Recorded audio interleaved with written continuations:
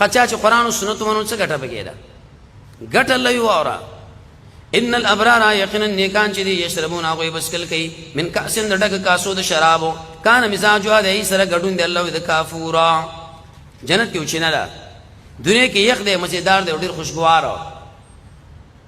دا چې شری کافور عینا یو چینه داس یشربو جسکل کوي بها معنا منها یا بها معنا بمسجها عباد الله اذا الله بندگان او غیبی روانه تبجیرم پروانه ولو وفاق بالنظر په نظر باندې ويخافون يوما یریږي د ورځنا کان شر او سختی دی غیری خوري وري سختی الله ویلري خوري وري دی پار طرف بل څه کوي ويطعمون الطعام طعام ورګي على حب سرد من دي مسكين على حب سرد من دي انسان طعام لا سرد من دي کارلا سرد من دي مال لا چاله ورګي مسكين لور کوي یتیم لور کوي او قیدلا بین ورته سوې په دې مناسبت چې سبا موږ لم راکې نجي د شي ورته وای انما یقینا من طعام درکو تاسو له وجه الله اذا الله مخذ وجه لا نريد من نغواړو منکم تاسو بدلو نه مننا عائشه به چې چاله صدقه ورکړه د شي به ورته وی چې موږ له دعا وغواړي نه له په خپل درکې کړه خنو به ولي راکوي ان نخاف يقين من يريغو من ربنا اسمك ربنا يوم دورس بارك يعبو سنج سخترا وډیر سخترا یا کم تری رډی روګدرا 50 سره کالا څنګه الله به وساتي فوقا پس وبساتي دوی لا الله تعالی شر ذلك د شر د ورسنا او ور به دوی له تازگی او د قشان خوشالي بل بدل ور کې دوی لرا ما صبرو په سبب د صبر د دوی باغ جنت وحرير د قشان وري خما بل متکئین او تکئ بیوالی فی عابدی جنت کے علی الارائک فاغ تختنو دناوگانو ارائک جمل اریکی دناوی تخت پالنگ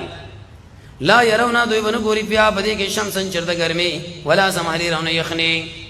ودانیت نجلی بی پدوی مانی سوری دیغی او کتبی قطوفا میوی دیغی تزلیلن پا کتکی دلو باندے رحمان کے ویلو کون جنتین دان ارچ بنجلی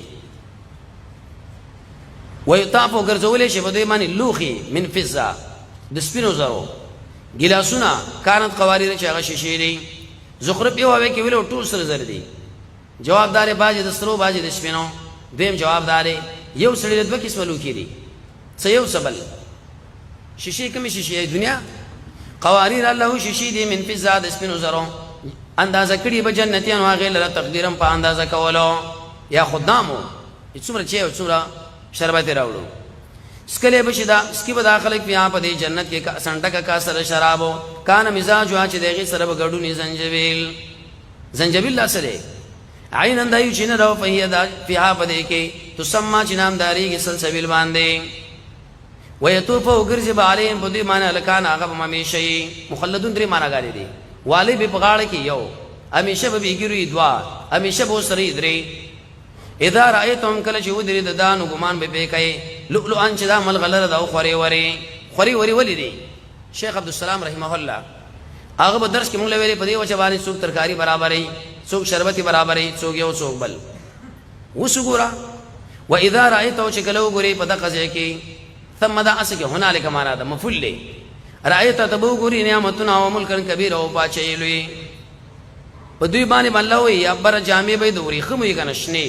او د قشان د غټو نریو واړو غټو رخم ا چولې شی به دولړه باوګانو ساتونه من فی زاد قشان د اسمنو اساویر باوګان د سات په ځای به سکی به په دوی باندې رب دوی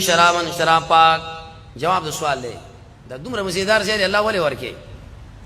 دا سمندار دي څنګه ان ذا یقینا داد لكم ساز پار جزاء بدلا و معنا دایزه وکانه سعیکم وجدا چې تاسو کوشش مشکورن قبول کړئ شوی سعی ګور ویل دغه لګ مقاومت بکوي کنه چې ګرمي ده یو جنا وخت دی سعى لها سعيا سعي يسعى سعي سره الله کار دی صرف د قران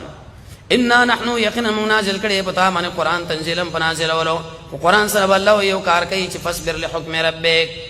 صبر بکې د وجه حکم درم نه اله